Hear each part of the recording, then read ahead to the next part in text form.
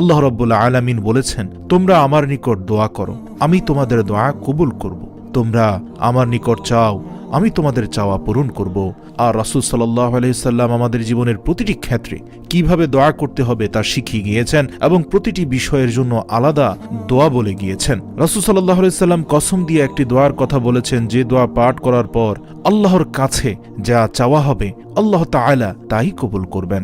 এ সম্পর্কে হযরত আনাস ইবনে মালিক রাদিয়াল্লাহু তাআলা আনহু বলেন, আমরা রাসূল সাল্লাল্লাহু আলাইহি ওয়াসাল্লামের পাশে একদা বসা ছিলাম। এরই পাশে এক ব্যক্তি দাঁড়িয়ে নামাজ পড়ছিল। সে রুকু করল, সিজদা করল, তারপর শেষ বৈঠকে আত্তাহিয়াতু এর পরে এই দোয়াটি পড়ল। দোয়াটি হচ্ছে, আল্লাহুম্মা ইন্নী আসআলুকা বিআন্না লাকাল হামদা লা ইলাহা ইল্লা আনতা المنان بديع السماوات والأرض يا ذا الجلال